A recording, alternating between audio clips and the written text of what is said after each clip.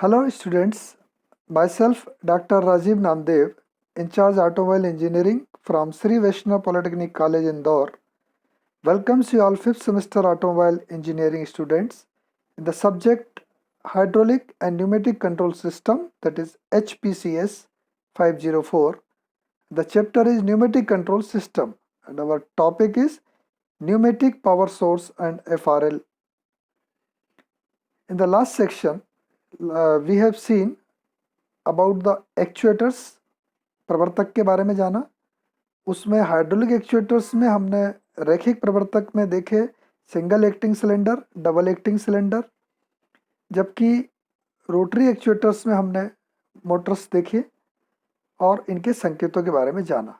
आज हम इस क्लास में न्यूमेटिक कंट्रोल सिस्टम या वायु चलित नियंत्रण तंत्र के बारे में जानेंगे। Outcome of this class will be, परिणाम इसका जो होगा कि कक्षा के अंत में विद्यार्थी सक्षम होंगे। At the end of this class student will be able to know the basic elements of pneumatic control system, यानी मूल अवयवों को, वायु चलित नियंत्रण तंत्र के मूल अवयवों को जान सकेंगे, इसको बता पाएंगे। Understand the functions of power source and service unit, तो जो शक्ति स्रोत और सेवा इकाई है उसके कार्य को समझ पाएंगे। They will also be able to explain the working of compressor, filter, pressure regulator, lubricator, silencer and solenoid valve. And at the last, वो कंपेयर कर पाएंगे hydraulic and pneumatic control systems को, द्रवी और वायु नियंत्रण तंत्रों में तुलना कर सकेंगे। आइए आज की इस क्लास में हम देखेंगे वायु चलित नियंत्रण तंत्र या न्यूमेटिक कंट्रोल सिस्टम, इसके अवयवों के बारे में जानेंगे। और दो अवयव उसके जो है वो है पावर सोर्स, शक्ति स्रोत, जिसमें हम एयर कंप्रेसर्स के बारे में जानेंगे, और एयर सर्विस यूनिट या एफआरएल के बारे में जानेंगे। हम वाल्व्स ऑलरेडी पढ़ चुके हैं, बट उसमें सोलेनॉइड वाल्व हमारा नहीं था कवर, तो यहाँ पर लिया गया है। न्यूमेटिक साइलेंसर्स का उपयोग होता है न्यूमेटिक कंट्रोल सिस्टम में। फिर हम कंपैरिजन करेंगे न्यूमेटिक कंट्रोल सिस्टम का हाइड्रोलिक कंट्रोल सिस्टम के साथ, समरी, असाइनमेंट और सजेस्टेड रीडिंग्स भी होंगे। Let's start with the pneumatic control system. A pneumatic control system is a system that uses compressed air to control and transmit motion to the actuators. हम सभी जानते हैं control system में हमको जो है प्रवर्तकों को गति देना पड़ती है या नियंत्रित करना पड़ता है। उसके लिए हमें पावर सोर्स लगता है, जो कि इसमें संपीड़ित वायु होती है। हम हाइड्रोलिक में पढ़ चुके हैं, उसमें क्या होता था, दावित तेल या pressurised oil. Pneumatic systems are used in automobile workshop. Automobile workshop में आपने देखा होगा लिफ्ट्स जो यूज़ की जाती है उसमें, controlling train doors, automatic production lines और मैकेनिकल क्लैंप, यानी ऑटोमोबाइल कर्मशाला, ट्रेन के दरवाजों के नियंत्रण, स्वचालित उत्पादन, यांत्रिक पकड़ या जो क्लैंप्स बोलते हैं वो। It consist usually 6 elements, 6 element इसमें होते हैं, जिसमें से मुख्य 3 होते हैं जिनके बिना कोई भी सर्किट नहीं बनता। आइए देखिए, इनमें 3 को हम देखें, यहाँ पर चित्र भी है और एलिमेंट का नाम भी है। सबसे पहला सेक्शन हमारा जो कहलाता है वो हमारा ये कहलाता है, this one, and this is called power source या एयर कंप्रेसर। पावर सोर्स, चूंकि हम न्यूमेटिक की बात कर रहे हैं तो इसमें एयर कंप्रेसर है, रिजर्वायर है और सर्विस यूनिट है, जिसको हम FRL लिख रहे हैं। तो this is our power source, ये सबसे इंपॉर्टेंट पार्ट है कंट्रोल सिस्टम का। न्यूमेटिक में ये हमारा एयर कंप्रेसर है, उसमें हमारा हाइड्रोलिक में हमारा होता था pump, pressure regulator and all. इसके बाद दूसरा इंपॉर्टेंट है जिसको हमें मूव करना है, वो है हमारा ये एक्चुएटर या वर्किंग एलिमेंट्स। ये सबसे लास्ट में सीक्वेंस बनी हुई है, तो इसको हम नंबर 1 पे रखते हैं, 0.1। पावर सोर्स को हम हमेशा 0.1 से शो करते हैं, और जो हमारा वर्किंग एलिमेंट होता है उसको 1.0, यहाँ पर 1 है, यदि दूसरा होता तो 2.0, 3.0, लाइक दिस। अब हमारा पावर सोर्स हो गया, हमें जो मोशन चाहिए वर्किंग एलिमेंट हो गया। अब जो इम्पोर्टेंट काम है वो है कंट्रोल यूनिट का। तो ये आप बीच में जो देख रहे हैं 1.1, नंबरिंग के लिए देखिए आप, 0.1 नीचे, ये एक ही रहेगा पूरे सिस्टम में।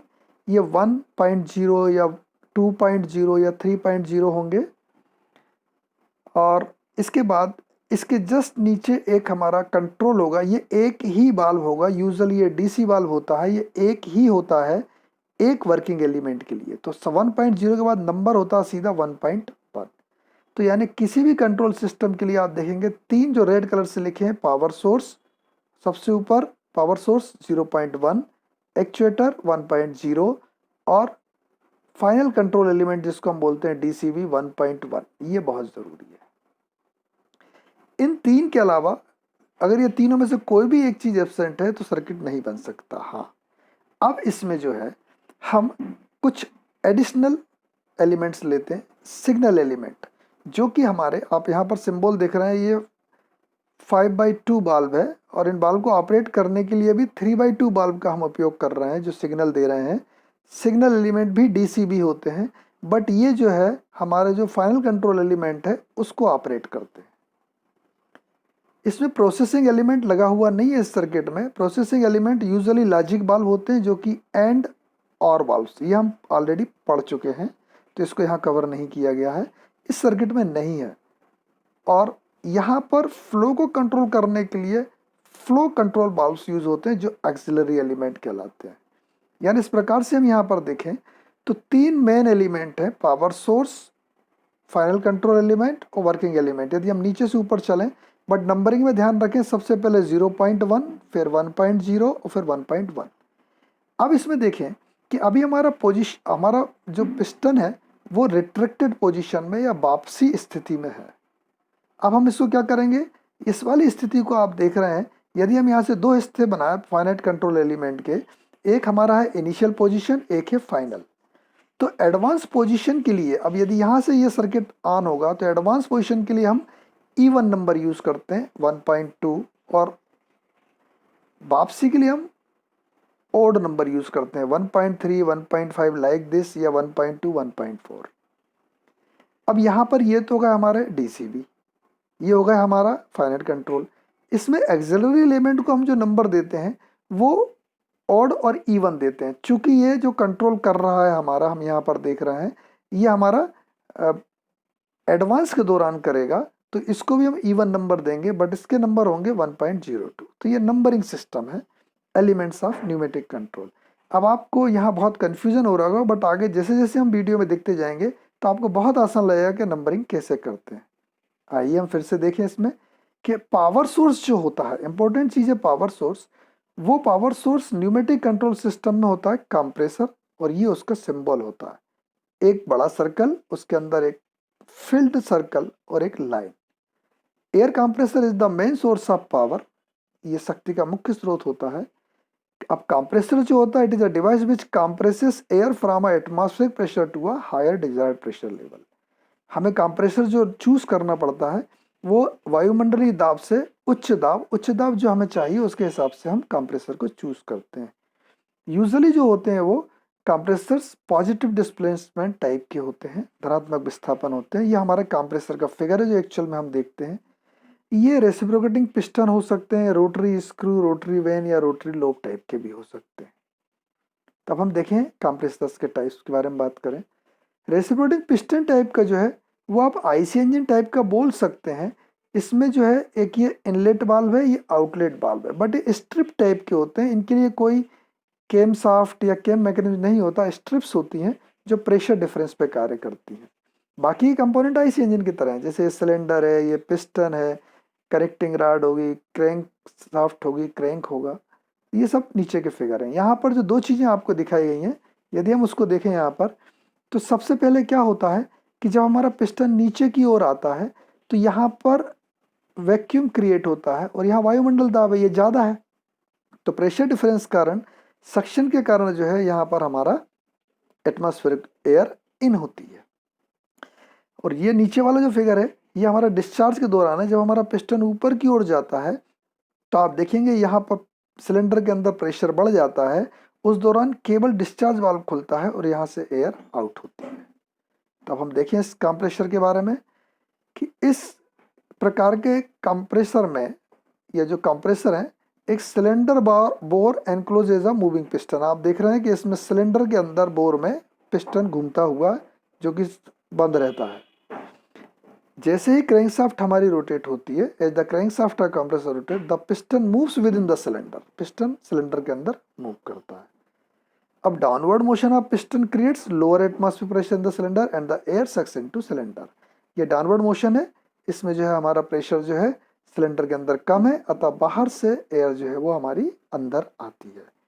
अपवर्ड मोशन में क्या होता है कि जो एयर है उसका वॉल्यूम सिलेंडर के अंदर कम होता है और प्रेशर बढ़ता है, तो वो डिलीवरी जो होती है हमारी हाई प्रेशर पर होती है। तो this is the upward motion. तो इस तरीके से ये हमारा जो है वो है रेसिप्रोकेटिंग पिस्टन काम टाइप का कंप्रेसर।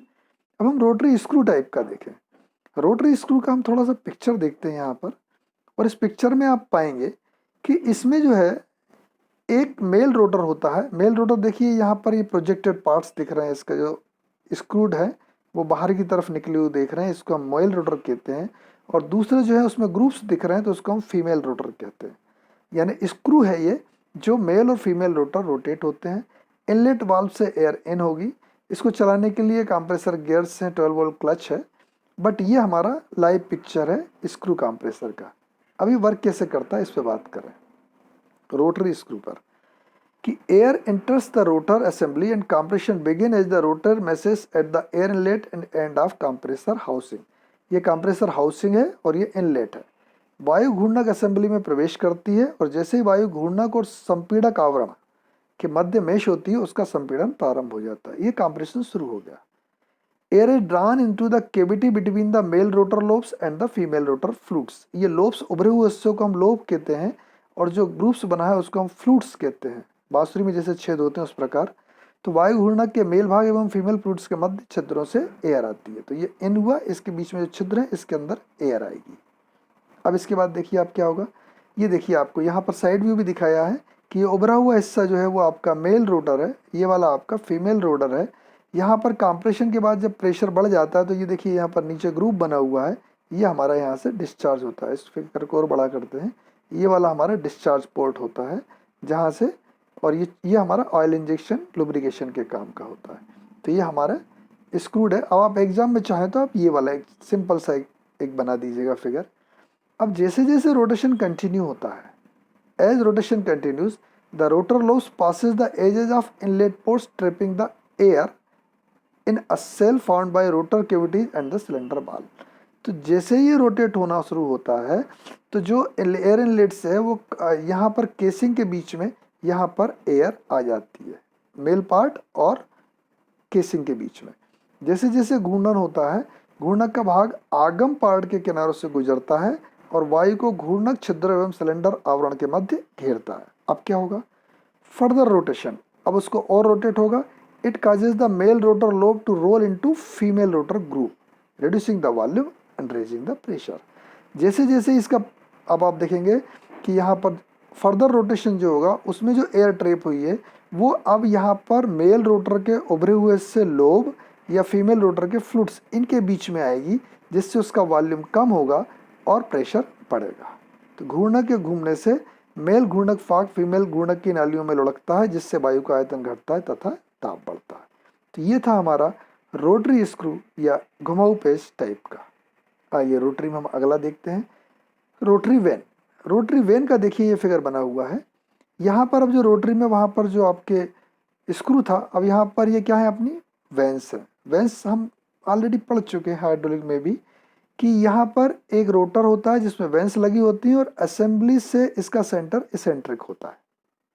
अब इसके दो हिस्से होगा, एक हिस्सा जहाँ पर कि बड़ा एरिया है, तो यहाँ से क्या होगा, एयर इन होगी और ये वेन्स जब रोटेट होती जाएंगी तो एरिया कम होता जाएगा। इसका वॉल्यूम कम होने से क्या होगा, प्रेशर बढ़ेगा और यहाँ आउटलेट से ये बाहर हो जाएगा। तो ये हमारा इसका वर्किंग प्रिंसिपल है। अब हम इसको देखें। The air inlet is placed where the volume of compression chamber is greatest and outlet where the volume is smallest. तो यहाँ पर देखिए आप, इसका वॉल्यूम जो है वो बड़ा हुआ है तो ये हमारा इनलेट है, और यहाँ पर स्मॉल है तो ये हमारा क्या है, आउटलेट है। अब इसमें चूंकि ऑयल भी है, सब भरा हुआ है, तो इस ऑयल को सेपरेट करने के लिए एयर के निकलने के पहले एक ऑयल सेपरेटर भी लगा हुआ है। तो वायु का प्रवेश वहाँ से होता है जहाँ पर संपीड़क कक्ष का आयतन अधिक होता है तथा जहाँ पर आयतन कम होता है वहाँ से निर्गम होता है। तो ये वॉल्यूम है। कंजुगेटली एज द वेन टर्न्स, जैसे जैसे हमारी फलकें घूमती जाती हैं, the space between them is reduced, यहाँ पर देखिए आप स्पेस कम होता जा रहा है, उनके मध्य स्थान कम होता जाता है, and the pressure of air is increase, और वायु का दाब बढ़ता जाता है। तो ये था हमारा रोटरी बैंड टाइप का। हमने कौन कौन से पढ़ लिए हैं? रेसिप्रोकेटिंग पिस्टन, रोटरी टाइप में स्क्रू, रोटरी टाइप में वेन। अब हम रोटरी टाइप में लोब देखेंगे। उभरे हुए हिस्से को भाग कहते हैं या लोब्स कहते हैं। ये आप देख रहे हैं यहाँ पर, ये जो उभरे हुए हिस्से बने हुए हैं ये लोब्स, ये दोनों तरफ है। एक जिसको पावर दे रहे हैं वो ड्राइव और दूसरा आइडल, इन दोनों को मतलब दोनों आपस में घूमते हैं। इनके बीच में एक समस्या क्या होती है कि ये स्लिप हो जाते हैं, तो इसलिए इनको हाई स्पीड पर ही चलाया जाता है और लिमिटेड प्रेशर राइज होता है इसमें। यहाँ पर देख रहे हैं ये सी केसिंग है लोब्स के बीच में, यहाँ से एयर इन होगी, यहाँ से एयर आउट होगी। In this types of compressor the rotor do not touch each other and certain amount of सिलिक exist which increases as the output pressure increases. जैसे जैसे हम हाई प्रेशर की ओर जाएंगे तो इसलिए हमको हाई प्रेशर के लिए यूज नहीं करते हैं, तो ये स्लिप जो होती है इनके बीच में ये बढ़ती जाती है। इस प्रकार के संपीड़कों में घूर्णक एक दूसरे को छूते नहीं है और निश्चित मात्रा में स्लिप होती है जो कि निर्गम दाब के साथ बढ़ती जाती है। It is therefore operated at maximum speed for the highest efficiency. इसलिए इनको अधिकतम दक्षता के लिए अधिकतम गति पर चलाते हैं, बट इसमें लिमिट आती है कि हाई प्रेशर्स के लिए ये एप्लीकेबल नहीं है, लेकिन लो प्रेशर्स में ये अच्छे काम करते हैं। बट उस समय भी उनको अगर मैक्सिमम एफिशिएंसी चाहिए तो मैक्सिमम स्पीड पर चलाया जाता है। तो इस तरीके से हमने जो अभी कंप्रेसर्स के बारे में पढ़ा कि इम्पोर्टेंट पार्ट जो होता है वो हमारा न्यूमेटिक कंट्रोल सिस्टम में वो है पावर सोर्स, जिसमें सबसे पहले है एयर कंप्रेसर्स। उसके फंक्शन पढ़े, उसके हमने फिगर देखे रेसिप्रोकेटिंग में, रोटरी में। अब हम आगे चल के बात करते हैं, एक सर्विस यूनिट की बात की थी जिसको हम FRL भी बोलते हैं। तो FRL यूनिट के बारे में हम जाने, तो ये दोनों को मिलाकर के जो यूनिट बनती है वो पावर सोर्स कहलाता है, एयर कंप्रेसर प्लस FRL। तो हमने एयर कंप्रेसर्स के बारे में पढ़ा, अब हम FRL के बारे में जानते हैं। आइए FRL यूनिट को यहाँ पर देखिए। सबसे पहले हम FRL का मतलब समझें। इसको वायु सेवा इकाई FRL या एयर सर्विस यूनिट कहते हैं। इस फिगर को मैं एनलार्ज करता हूँ। यहाँ पर देखिए इसमें 3 चीज़ें होती हैं। सबसे पहले ये कहलाता है हमारा फिल्टर या छन्नक। ये प्रेशर को रेगुलेट करता है, रेगुलेटर या प्रेशर रेगुलेटर या दाब नियामक। और ये एक होता है इसमें लुब्रिकेटर, ये जिसको हम स्नेहक कहते हैं। तो ये F लिया है फिल्टर से, R लिया है रेगुलेटर से और L लिया है लुब्रिकेटर से। तो FRL यूनिट। अब इस फिगर को तो हम अपने ड्राइंग में बना नहीं सकते, तो इसके सिंबल्स यूज होते हैं जिसके बारे में हम ऑलरेडी बात कर चुके हैं। बट यहाँ पर तीनों का कंबाइंड अपन देखें सिंबल क्या है। एक रोम्बस बनाएंगे और उसके बीच में एक डॉटेड लाइन और नीचे आप ये एक लाइन खींच देंगे, तो ये हमारा सिंबल होता है फिल्टर का। ये हमारा प्रेशर का हम ऑलरेडी इसमें गेज में देख चुके हैं, मतलब हाइड्रोलिक में भी देख चुके हैं। एक स्क्वायर होगा, इसके अंदर एयर का फ्लो होगा, एक स्प्रिंग लगी होगी और एक बाईपास लाइन होगी और एक रेगुलेटर होगा। तो ये जो बीच वाला हिस्सा है ये हम सिंबल बनाते हैं प्रेशर रेगुलेटर के लिए या सिंपली रेगुलेटर के लिए। आखिरी में वही रोम्बस रहेगा लेकिन उसमें केवल ऊपर की ओर एक लाइन खींची होगी, तो ये हमारा होता है लुब्रिकेटर। तो सिंबल फॉर FRL यूनिट ये होता है। यदि परीक्षा में बनाने को आए तो आप ये कंप्लीट सिंबल बनाएंगे, लेकिन सर्किट में भी इस सिंबल को बनाना थोड़ा टिपिकल होता है। तो हम यहाँ पर अगर हम इसको सिंप्लीफाइड करें तो सिंप्लीफाइड में आप देखेंगे कि हम क्या करेंगे, एक रेक्टेंगल बनाएंगे। उस रेक्टेंगल में यहाँ से तो एयर इन होगी कंप्रेसर से, यहाँ से कंट्रोल सिस्टम में जाएगी। इसके बीच में एक हम सबसे पहले लेफ्ट हैंड साइड में डॉटेड कर दें। डॉटेड क्यों, छन्नी की तरह। तो ये हमारा हो गया फिल्टर। एक सर्कल बना के उसमें एरो बना दें तो ये हमारा प्रेशर गेज बताएगा। तो ये किसका सिंबल हो गया, रेगुलेटर का। और एक छोटी सी नीचे की तरफ एक ऊपर से बीच थोड़ी सी एक लाइन खींच दें तो ये हमारा होगा lubricator. This is FRL। Clear. तो ये वाला सिंबल आप यूजुअली सर्किट में पाएंगे। अब आइए हम इसमें बात करें कि the main function of air service unit यानी वायु सेवा इकाई का मुख्य कार्य क्या है, filter, regulate and lubricate the compressed air. यानी संपीड़क से आने वाले वायु को नियंत्रक परिपथ में जाने के पूर्व क्या क्या करना, छानना, नियमित करना। नियमित का मतलब जो प्रेशर पे हमने सेट किया है वो मिले, और स्नेहित करना। अब आप बोलेंगे लुब्रिकेट क्यों करते हैं? क्योंकि हम इसको कहाँ भेजने वाले हैं? अभी हम भेजने वाले हैं हमारे डीसी वाल्व्स में, जो कि यदि आपके पॉपेट टाइप के भी होते हैं, स्पूल टाइप के भी होते हैं, मतलब पिस्टन के सिलेंडर के अंदर चलते हैं। एक्चुएटर में यदि आप देखेंगे single acting cylinder, double acting cylinder, तो वहाँ पर लुब्रिकेशन चाहिए होता है, तो वहाँ पर हम एयर में निश्चित मात्रा में लुब्रिकेंट मिला देते हैं। So the main function of air surface unit is to filter, regulate and lubricate the compressed air coming from compressor before entering into control system, and this is known as FRL। अब आप FRL समझ गए होंगे, F filter, R regulator, L lubricator, इन तीनों को मिला करके हम बोलते हैं air service unit. So this is the FRL unit या वायु सेवा इकाई। आइए अब हम नेक्स्ट पर चलते हैं। अब हमने जो पढ़ा सबसे पहले फिल्टर, अब वो एक्चुअल में होता कैसा है, क्योंकि इसका चित्र भी बनाने आता है, इसका सिंबल भी अलग से बताया जाएगा अब आपको। तो अब हम इसको डिटेल में देखें, एयर फिल्टर को या वायु छन्नक को। वायु छन्नक का हम पहले फिगर देखें। आप देखिए इस फिगर में, इस फिगर में ये आउटलाइन जो आपको दिख रही है, ऐसे फिगर दिखा था आपको 3D जो देखा था। सबसे पहले यहाँ से एयर इन होगी और कहाँ आएगी? इस बाउल में आएगी या कटोरे में आएगी। यहाँ पर ये लगा हुआ है फिल्टर। फिल्टर आप लोगों ने, ऑटोमोबाइल वालों ने काफ़ी देखे होंगे, अपने वर्कशॉप में देखे होंगे जब हम देखते हैं, मतलब जो कि माइक्रोन्स में दिए रहते हैं, ये फिल्टर है। अब फिल्टर जो है ये यहाँ पर गोल गोल घूमता है एयर प्रेशर के कारण, और यहाँ से फिल्टर होकर के एयर जो है ये आउट हो जाती है। तो अब यदि इस एयर में कोई भी इम्प्योरिटीज़ हैं, वो कहाँ का हो जाएंगी? बॉटम में आ जाएंगी। तो इम्प्योरिटीज़ जो है वो इसके, अब ये इम्प्योरिटीज़ किस में डिपेंड करेंगी कि कितने माइक्रोन का आपने फिल्टर लगाया है, और ये एयर के कारण ही गोल गोल घूमता है, कोई मूवमेंट का नहीं है, ये चक्री बनी हुई है, बेफल्स बने हुए हैं। तो यहाँ से क्या होगा कि यहाँ से एयर आकर के इस प्रकार से फिल्टर के थ्रू जाता है, और जो भी सॉलिड कंटेमिनेंट्स होते हैं या इम्प्योरिटीज़ होती हैं वो बॉटम में इकट्ठी होती हैं, जिनको हम निश्चित समय अंतराल पर साफ जब करते हैं तब निकाल लेते हैं, और यहाँ से एयर आउट। सिंपल सा फिगर है, ये आपके परीक्षा में भी आता है।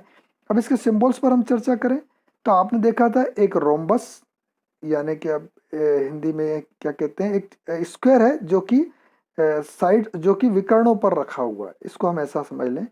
इसमें देखिए बॉटम साइड में आप एक लाइन खींचेंगे हॉरिजॉन्टल, और वर्टिकल लाइन से एक डॉटेड लाइन ऊपर तक जाएगी और नीचे खाली रहेगा।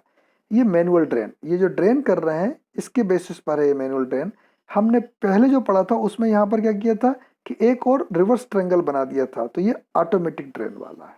तो दोनों तरह के आते हैं। हमारे पहले वाले पिक्चर में जो बना था हमने, वो सिंबल वो ये वाला था, ऑटो ड्रेन वाला। तो अब आइए हम इसके बारे में जाने। Filter is use to filter free of moisture and contamination of compressed air. मतलब जो संपीड़ित वायु है वो मुक्त हो किस किस चीज से? नमी से और अशुद्धियों से। उसको करने के लिए हम जो है फिल्टर का उपयोग करते हैं। Filter elements remove the particles and moisture as small as 5 micron, यानी 5 माइक्रोन तक के छोटे कणों और नमी को हटा देता है। तो अभी जो कंप्रेस्ड एयर आई, क्योंकि वायुमंडल में ऑलरेडी हमारा काफ़ी कंटामिनेशन रहता है, जिसको हम कंप्रेसर के पहले भी फिल्टर के थ्रू लेते हैं, लेकिन कंप्रेस होने के बाद वो रिसीवर में जाती है, तो वहाँ से जब आती है तो उसके पहले उसको छानना जरूरी है। तो ये फिल्टर जो है FRL यूनिट का पोर्शन है, यहाँ से ये सिंपली फिल्टर होती है। अब फिल्टर के बाद F के बाद क्या था हमारा? R। अब हम उसको रेगुलेट करेंगे, तो कहाँ जाएंगे? Pressure regulator, air pressure regulator या वायु दाब नियामक। इसका फिगर पहले देखते हैं। आइए, सिंपल सा फिगर है, देखने में बहुत कॉम्प्लिकेटेड लग रहा है। ऑलरेडी इसमें एक स्प्रिंग होती है, एडजस्टेड स्प्रिंग या कमानी, और एडजस्टेड स्क्रू होता है। तो हम यहाँ से प्रेशर को सेट कर देते हैं, जितने प्रेशर पर हमको एयर चाहिए वो। मतलब प्रीसेट प्रेशर से ज़्यादा यदि प्रेशर आएगा तो बाईपास लाइन से क्या होगा, वो बाहर चला जाएगा अपने आप बिना सर्किट में जाए। यहाँ से प्रेशर हमारी इन होगी, और यहाँ से ये होती हुई है कहाँ जाएगी?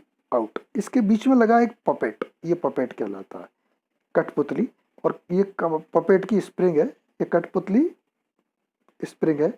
अब होगा क्या कि इनके बीच में लगा हुआ है एक डायफ्राम, ये देखिए। अब इनलेट प्रेशर आया, अब इसका प्रेशर जो प्रीसेट प्रेशर से ज़्यादा होगा तो क्या होगा? ये पपेट जो है हमारा डायफ्राम क्या होगा? ऊपर की ओर उठेगा, और ये अपने आप इस सीट को यहाँ से बंद कर देगा। और यदि हमारे जो प्रीसेट किया उसके अंदर आ रहा है प्रेशर, तो क्या करेगा, ये डायफ्राम नीचे की ओर आएगा, यहाँ से इसको खोल देगा और ये स्टेम जो है ऑपरेट करेगा, यहाँ से इस बाल्व को खोल देगा और यहाँ से आउटलेट प्रेशर जो है आपको मिलेगा। यहाँ पर जो बना हुआ ये बना हुआ है हमारा ओरिफिस, मतलब सप्लाई प्रेशर ओरिफिस के थ्रू आउटलेट पर जाएगा। तो ये है हमारा एयर प्रेशर रेगुलेटर का फिगर। सिंबल आपको मैं बता ही चुका हूँ यहाँ पर ऑलरेडी कि एक स्क्वायर एरो बने हुए हैं स्प्रिंग रिटर्न के लिए, ये स्प्रिंग जो लगी हुई हैं, और प्रेशर रेगुलेटर है और बाईपास लाइन है यदि ज़्यादा हो जाए तो। अब हम आइए इसको पढ़ते हैं। The air pressure regulator is use to adjust the desired pressure for the pneumatic system. वायु दाब नियामक का उपयोग वायुवी तंत्र में वांछित दाब को समायोजित यानी प्रेशर को सेट करने में होता है। This uses a poppet to sense downward pressure fluctuation. ये जो डाउनवर्ड है मतलब इस तरफ को जो जा रहा है ये हमारा इनकमिंग है, ये डाउनवर्ड है। तो डाउनवर्ड में कोई प्रेशर फ्लक्चुएशन होता है तो उसके लिए पपेट का हम सेंस करते हैं। ये हमारा पपेट है जो कि सेंस करता है। As the pressure downward drops it is sensed by diaphragm rod. अब जैसे ही प्रेशर ड्रॉप होता है तो डायफ्राम जो है स्टेम रॉड के थ्रू इसको सेंस करता है और पपेट वाल्व को ओपन करता है। Poppet valve limits the down stream pressure to the preset value. तो यहाँ से जो प्रेशर जाएगा डाउन स्ट्रीम साइड में उसको पपेट वाल्व जो है वो सेट करता है प्रीसेट वैल्यू पर। तो ये था हमारा आर का रेगुलेटर। तो एफ का फिल्टर हमने देख लिया, आर का रेगुलेटर देख लिया। अब हम चलेंगे किस पर, एल। एल मतलब lubricator, F R L. Lubricator भी आपको ऐसा दिख रहा होगा फिल्टर टाइप का, हाँ दिखता है, एक्चुअल पिक्चर में भी ऐसा ही दिखता है क्योंकि बॉल सेम रहता है। लेकिन ऊपर की फंक्शनिंग देखिए वापस में क्या है, यहाँ से एयर अंदर आएगी, राइट, और यहाँ नीचे इसमें ऑयल फिल रहेगा। तो होगा क्या कि यहाँ से जब एयर आएगी तो यहाँ बल्ब से होती हुई ये यहाँ से होती हुई बाहर निकल जाएगी। तो यहाँ जो ऑयल भरा हुआ है वो इस एयर प्रेशर कारण, कैपिलरी एक्शन के कारण, केशिया कारण जो है वो इसमें आएगा, लेकिन वो लिक्विड नहीं, किस फॉर्म में होगा, मिस्ट फॉर्म में होगा, और वो इस एयर में मिक्स हो जाएगा और यहाँ से अपनी एयर बाहर हो जाएगी। तो यहाँ पर देख रहे हैं ये वेंचुरी है, यहाँ पर साइड ग्लास से आप कांच से देख सकते हैं कि एयर मिक्स हो रहा है। ये फिल प्लग है जिसमें कि हम ऑयल को डालते हैं अंदर, और ये फीड रेट कि किस रेट से हमें ऑयल को मिक्स करना है। ये बाईपास वाल्व भी है कि यदि हमारा जो ऑयल है रिटर्न हो जाए, ज़्यादा हो जाए तो वो वापस आ जाता है, और कैपिलरी ट्यूब एक्शन कारण ये जो है हमारा ऑयल एयर में जाकर मिक्स होता है। सिंबल एक रोम्बस या विकर्ण पर बना हुआ अपना एक स्क्वायर या वर्ग, और ऊपर से केवल एक छोटी सी वर्टिकल लाइन। ये हमारा कहाँ जुड़ेगा, ये वाला पोर्शन कहाँ जाएगा, आर पर, रेगुलेटर पर, और ये वाला कहाँ जाएगा, सर्किट में। तो ये हमारा लास्ट कंपोनेंट है सर्विस यूनिट का। So air lubricator ensures proper lubrication of internal moving parts of pneumatic component. तो वायु स्नेहक जो है वायु अवयव के अंत घूमने वाले भागों के समुचित स्नेहन को सुनिश्चित करता है, यानी सुनिश्चित करता है कि हर एक को लुब्रिकेशन हो। The proportional increase in oil mist by increase of air flow is achieved by spring loaded puppet assembly. तो ये जो पपेट असेंबली है, यदि एयर फ्लो बढ़ेगा तो इसमें लुब्रिकेंट की मात्रा भी ज़्यादा होती जाएगी, मिक्स होने के लिए ज़रूरी है, और यहाँ से चली जाएगी। कमानी भारित कठपुतली बाल्ब के द्वारा तेल की धुंध ऑयल मिस्ट में वायु प्रवाह में वृद्धि के अनुपात में बढ़ोतरी होती है या की जाती है। ये था हमारा लुब्रिकेटर। अब हम सोलेनाइड वाल्व के बारे में बात करें, ये हमारा छूट गया था बाल्ब्स के सेक्शन में। अ solenoid is a long and thin wire coil bound in a tightly packed helix which raped around a metallic core. तो ये देखेंगे एक लंबी और पतले तारों की कसी हुई कुंडली है ना, वायर कॉइल है, जो कि एक कोर के चारों तरफ कस करके लिपटी हुई होती है। ये आपकी ये कहलाती है सोलेनाइड। इसका वर्किंग प्रिंसिपल क्या है इसको देखें। Working principle is that it produce a magnetic field when an electric current is pass through it. अब हम यदि इसके थ्रू करंट पास करेंगे तो मैग्नेटिक फील्ड होती है। देखिए आइए अब हम इसमें देखें कि ये यदि करंट ऑफ है तो आप देखेंगे कि इस कॉइल में कोई करंट नहीं है, तो ये जो आप देख रहे हैं यहाँ पर बाल्ब की सीट जो है वो आपकी स्प्रिंग के लोड के कारण इससे टच नहीं हो रही है। लेकिन अब आप देखेंगे जैसे ही आप करंट पास करेंगे तो ये जो है आपकी करंट कारण यहाँ पर मैग्नेटिक फील्ड होगी और ये आकर चिपक जाएगा। तो ये हमारा सोलेनाइड वाल्व का प्रिंसिपल है, सोलेनाइड। अब सोलेनाइड वाल्व को देखें। ये सोलेनोइड वाल्व में सबसे पहले हमें क्या करना है, करंट पास करना है, धारा प्रदाय करना है। उससे कारण क्या होगा, मैग्नेटिक फील्ड बनेगा या चुंबकीय क्षेत्र बनेगा, और प्लंजर जो है वो मैग्नेट हो जाएगा, चुंबक की ओर खींचेगा, और ये मैग्नेटिक फोर्स जो है वो प्लंजर को ऑपरेट करेगा। इसका सिंबल देखिए कैसा है, ये आप देख रहे हैं नीचे की ओर जो बना हुआ है, इसको देखें हम सिंबल्स को, तो ये सिंबल्स जो है ये बना हुआ है। इस सिंबल्स में क्या देख रहे हैं आप कि ये जो है एक बल्ब का स्क्वायर का एंड है, और यहाँ पर एंड में जो है एक स्क्वायर रेक्टेंगल बना हुआ है और एक आड़ी लाइन है, ये हमारा सिंबल है। इसमें आप देखिए यहाँ पर सोलेनोइड वाल्व की यदि हम बात करें तो आप यहाँ पर देख रहे हैं एक ये कॉइल है, ये जो आपको इस कलर में दिख रही है कॉइल है, ये आपकी कॉइल है, ये आर्मेचर या मैग्नेट मतलब मैग्नेट है, ये रिंग्स बनी हुई है, ये स्प्रिंग है बैक लाने के लिए, और ये नीचे वाला पोर्शन हमारा प्लंजर है, और ये सील है, ये पूरी बल्ब की बॉडी है। अब जैसे ही अपन इसमें कॉइल में करंट पास करते हैं तो ये प्लंजर जो है, ये जो शेडेड रिंग है इसकी ओर पुल होता है, अभी नीचे की ओर था, अब ये खींचेगा ऊपर की ओर मैग्नेट के कारण, तो ये रिंग से जाकर के चिपकता है, और यहाँ पर देख रहे हैं अब आपका स्पेस हो गया है, यहाँ से बाल्ब खुल जाता है। तो ये हमारा सोलेनोइड बाल्ब होता है, ये भी परीक्षा में आता है, इसलिए मैंने इसको स्पेशली कवर किया है। अब हम देखें हमारा जो न्यूमेटिक साइलेंसर, अब एग्जॉस्ट के थ्रू जब एयर निकलेगी तो उसका प्रेशर ज़्यादा होता है, आवाज़ बहुत करती है, जैसे हम हमारे ऑटोमोबाइल में देखते हैं कि जब धुआं निकलता है यदि साइलेंसर हट जाए तो कितनी आवाज़ करता है। तो नॉइस को कंट्रोल करने के लिए हम यहाँ पर क्या यूज़ करते हैं, न्यूमेटिक साइलेंसर या वायु चलित रव शामक भी बोलते हैं। आप इसे पिक्चर देखिए, ये जस्ट लाइक दिस इज, ये प्लास्टिक का भी है, ये पोरस है, देखिए आप यहाँ पर होल है, या ब्रास का भी बनता है। इसका सिंबल यहाँ पर देख लें, एक रेक्टेंगल होगा जिसमें कि बाहर की ओर देखिए ये न्यूमेटिक है क्योंकि ट्रायंगल बना हुआ है, बाहर की ओर निकल रहा है, और अनफिल्ड है तो ये एयर के लिए। दो वर्टिकल लाइन ऊपर से होंगी और उनके बीच में एक वर्टिकल लाइन नीचे की ओर होगी आधी आधी डिस्टेंस तक। तो ये हमारा सिंबल है न्यूमेटिक साइलेंसर का। तो साइलेंसर के बारे में आप समझ गए हैं कि it is use to decrease the noise of air in the outlet of बाल्ब। तो रव शामक का उपयोग जो होता है निर्गत बाल्ब से वायु के शोर को कम करने के लिए किया जाता है। They are made from the porous plastic और ब्रांच, ये सरंध प्लास्टिक अथवा ब्रास के बने होते हैं। सम of them are equipped with a current flow बाल्ब control flow valve to control velocity of flow in the outlet of valve as well. वैसे तो इसका काम क्या है, आप देख रहे हैं आवाज को कम करना, शोर को कम करना, नॉइस को कम करना, लेकिन कुछ एक में प्रवाह नियंत्रित वाल्व भी होते हैं जिससे कि जो एयर निकल रही है उसकी मात्रा को भी नियंत्रित कर सके, यदि डीसी कंट्रोल वाल्व। तो ये हमारा साइलेंसर है। तो इस प्रकार हम देखें कि अभी तक हमने जो न्यूमेटिक इस चैप्टर में पूरा पढ़ा है, न्यूमेटिक कंट्रोल सिस्टम के जो पार्ट थे आपके ऊपर वाले, पहले वाला पार्ट जो था वो था आपका पावर सोर्स, जिसमें कि क्या क्या चीज़ आ रही थी, एयर कंप्रेसर, और क्या आ रहा था, एफआरएल। एडिशन में हमने सोलेनोइड बाल्ब भी पढ़ा है, साइलेंसर भी पढ़ा है। अब हम यदि दूसरे पार्ट की बात करें, डीसी कंट्रोल बाल्ब हम ऑलरेडी हाइड्रोलिक में पढ़ चुके हैं। अब हम यहाँ देखेंगे कि सर्किट में हम किस प्रकार से यूज करते हैं।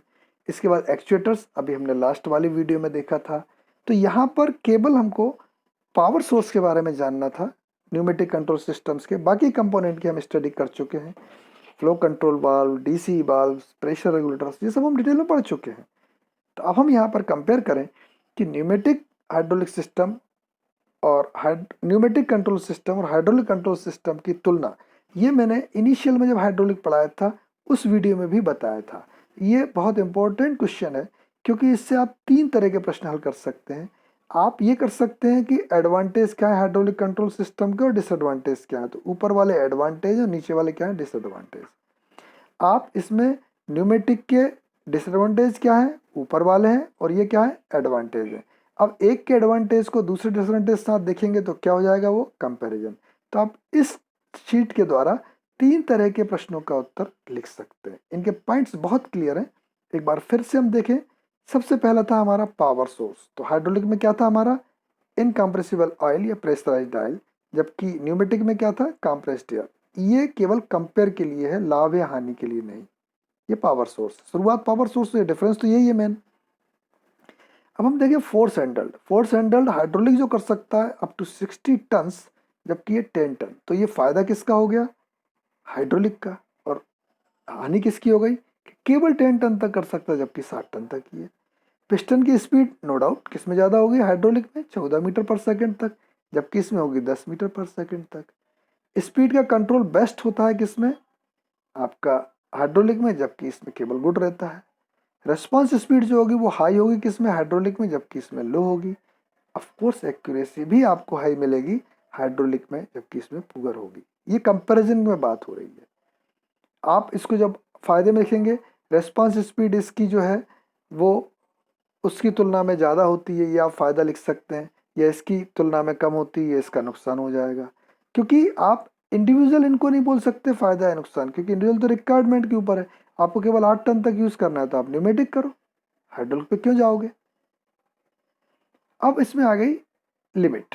टेम्परेचर लिमिट जो है 70 के नीचे रखना पड़ता है 70 डिग्री सेंटीग्रेड के दौरान। क्यों, क्योंकि ऑयल जो है 70 डिग्री सेंटीग्रेड ऊपर फ्लेमेबल हो जाता है, जबकि यहाँ पर एयर है तो आप 100 डिग्री सेंटीग्रेड तक आराम से ऑपरेट कर सकते हैं।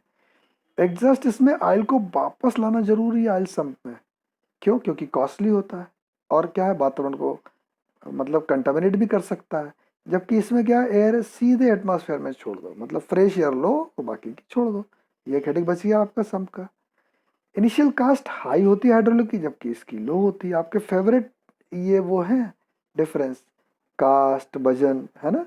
जबकि यहाँ पर हम जब पढ़ाते हैं तो इसको बिल्कुल लास्ट में लेते हैं, क्योंकि आप इसी पॉइंट को सबसे पहले लिखते हैं। उसका रीजन देना पड़ेगा, क्योंकि हाइड्रोलिक में क्या क्या होता है, पंप होता है, ऑयल लगता है, प्रेशर रिलीफ वाल्व होता है, तो ऑयल का कंजम्पशन ज़्यादा होता है, कास्ट होती है, इसलिए इसकी इनिशियल कास्ट भी ज़्यादा है और मेंटेनेंस भी इसका ज़्यादा है एज कम्पेयर टू न्यूमेटिक।